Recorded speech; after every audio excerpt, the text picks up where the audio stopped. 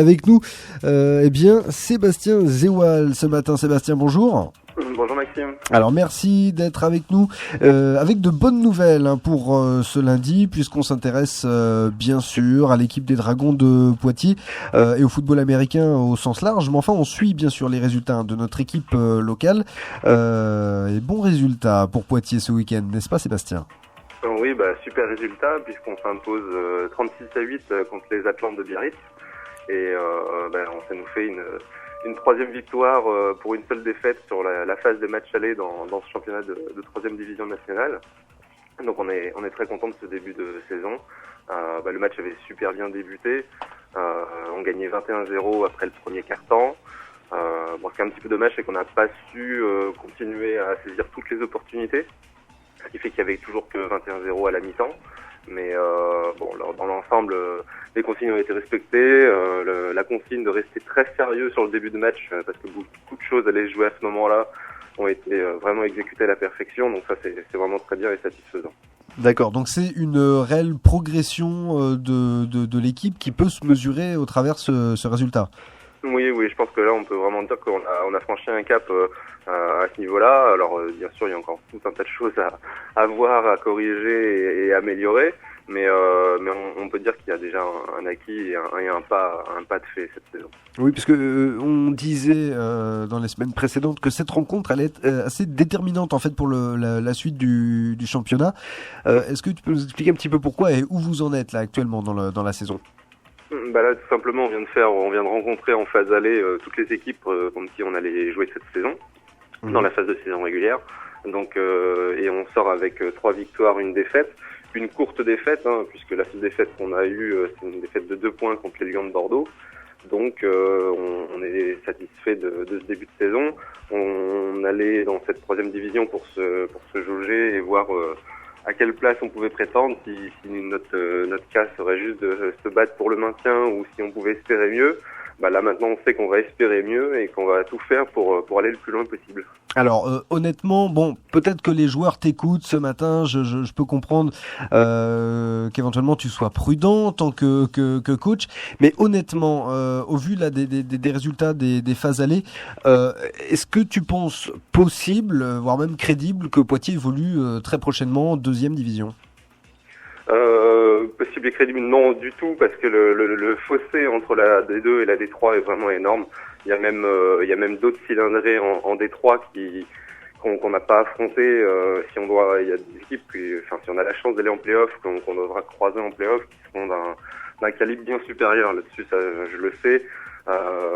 Si dans un monde parfait, si on faisait les play-offs et qu'on avait un parcours idéal, on pourrait peut-être faire un tour ou 2 de play-off, pourquoi pas. Ça reste quelque chose qui est pourquoi pas réalisable et envisageable. La 2e division, ça reste encore loin de nous.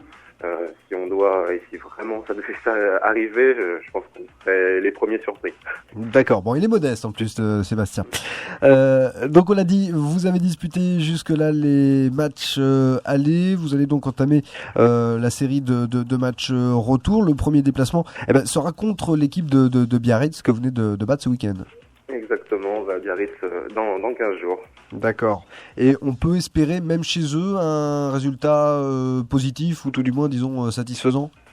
C'est ce qu'on va aller chercher, parce que clairement, le fait d'aller les battre chez eux nous permettrait d'avoir ensuite 2 matchs pour verrouiller les playoffs et éventuellement une première place, notamment un match qui pourrait s'avérer déterminant contre les Devils à la maison le 22 mars au stade Rébello qu'on a obtenu, qui pourrait nous permettre de verrouiller les playoffs, voire une première place de poule.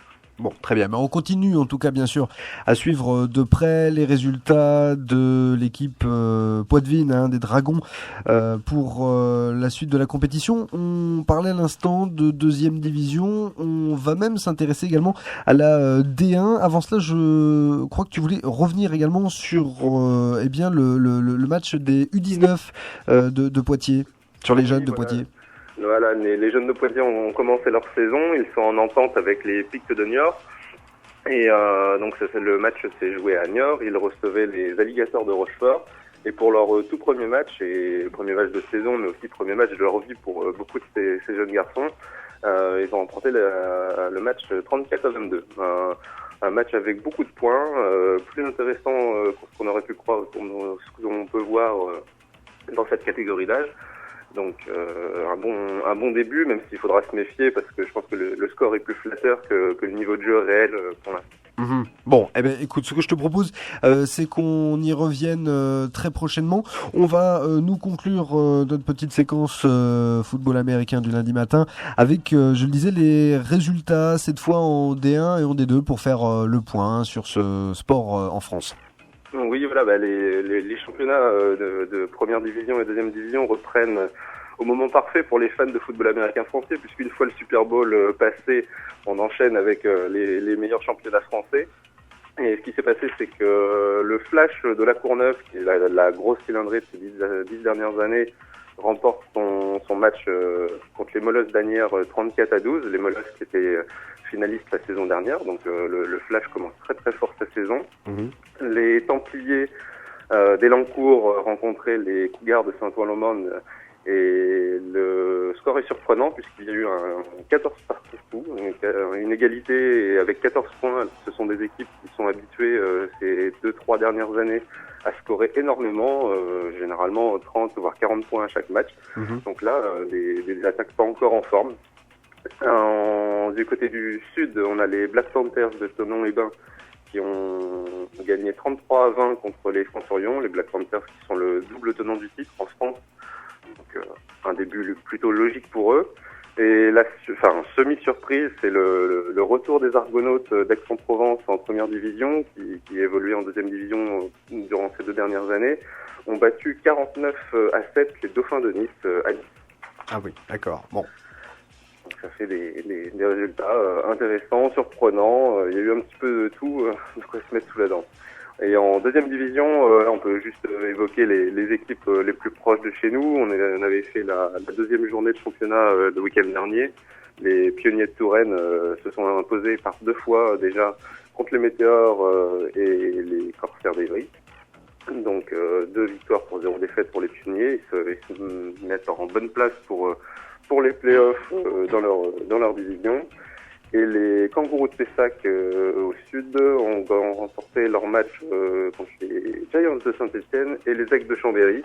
Les Kangourous les Kangourous de Pessac qui reçoivent dans leur rang beaucoup d'anciens joueurs des championnats Poitou-Charentes avec des joueurs des Pics de Niort, des Dragons de Poitiers, Marauders Angoulême, des anciens jeunes qui poursuivent leurs études souvent à Bordeaux. D'accord. Eh ben écoute, je te propose Sébastien qu'on continue de suivre les résultats pour les première et deuxième divisions en France très prochainement. On vous a promis de parler football américain chaque matin sur Style FM, enfin chaque lundi matin plus exactement sur Style FM à 8h30. Voilà, maintenant on va passer à la suite de l'actualité sportive. Merci beaucoup Sébastien d'avoir été avec nous ce matin, puis tu féliciteras toute ton équipe de notre part au passage bien entendu. Je ferai passer le message, merci à tous. Allez, à bientôt. Au revoir.